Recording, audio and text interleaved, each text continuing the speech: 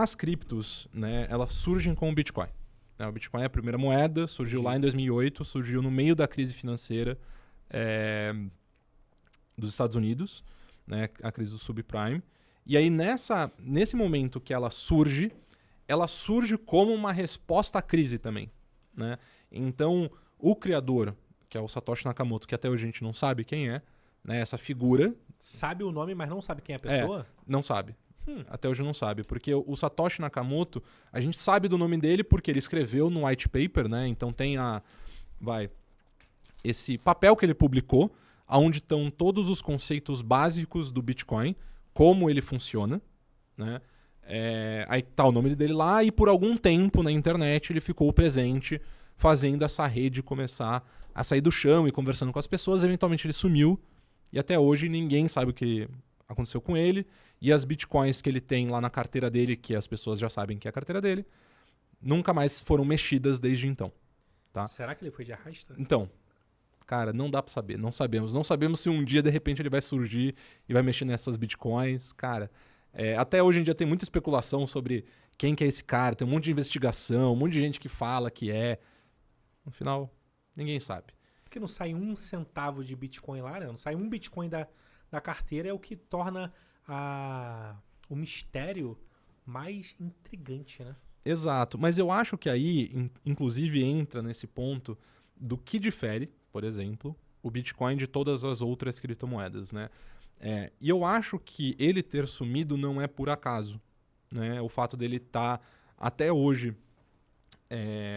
sem virar esta figura de referência é algo muito diferente de todas as outras criptomoedas, porque todas as outras criptomoedas elas surgem a partir de uma organização, a partir de uma pessoa, alguém que é essa referência. Tipo, por exemplo, no Ethereum, que é uma outra grande muito relevante, né? A segunda, talvez, que ganhou essa grande relevância, o Vitalik Buterin é essa grande referência. Ele é um dos criadores e ele até hoje em dia atua muito nas modificações que acontecem ali dentro. Tá? Como o Bitcoin não tem essa referência, cara, é como se a própria comunidade tivesse que se virar e se entender. E aí dentro disso está conceitualmente esse cerne do Bitcoin, que é a descentralização. Né? Então, a grande mudança que o Bitcoin vai trazer, né, é basicamente o que ele se propõe a ser é uma moeda descentralizada. Tá? Por quê? Em geral, o que a gente tem hoje em dia na nossa sociedade, se você for pensar, cara, o real que a gente usa, o dólar, qualquer uma dessas, tem uma instituição central que cuida desse dinheiro e emite esse dinheiro, que é o Banco Central. Né? Sim. Normalmente aqui no Brasil é o Banco Central, o Fed, enfim. E além disso, a gente também depende de todos esses outras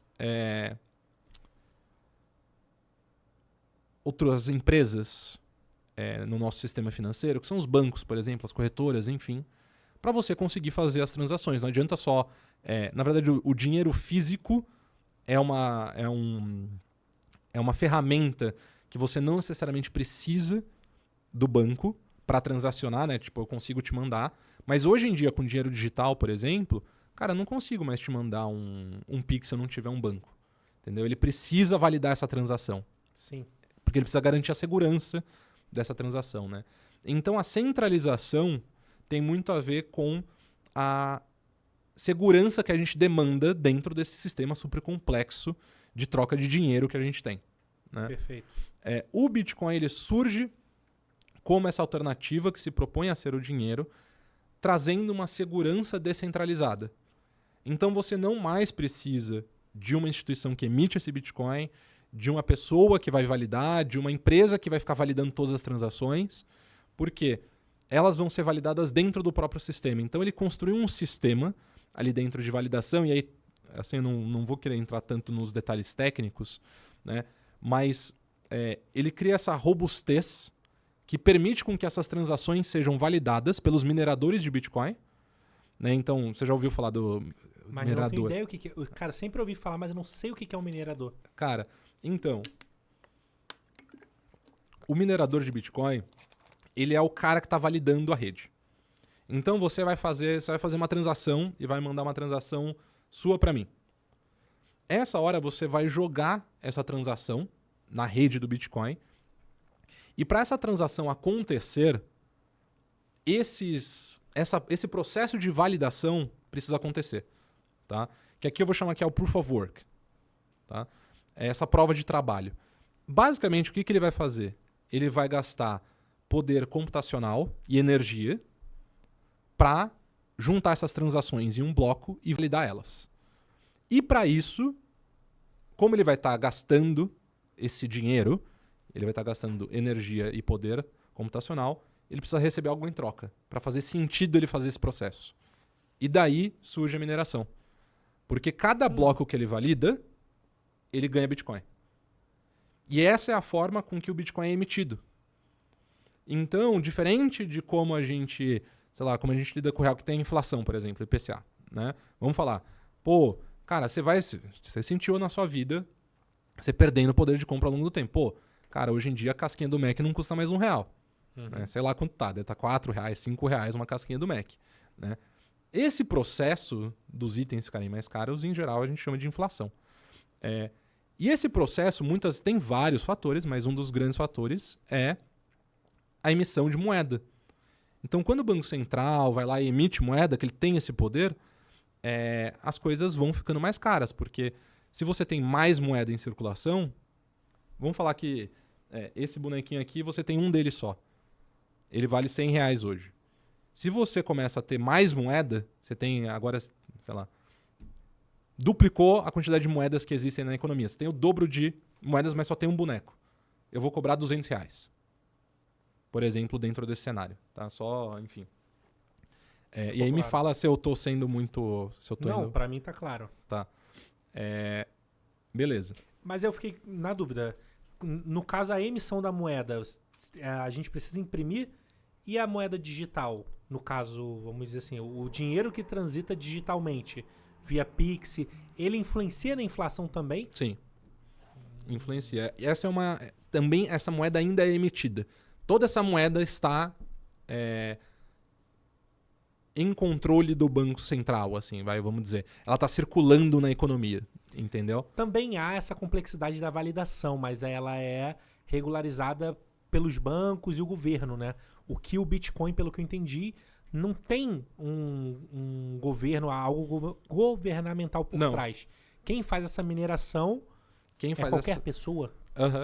Hoje em dia, exatamente porque o Bitcoin já está valendo tanto, né? Hoje estava, sei lá, quase $120 mil.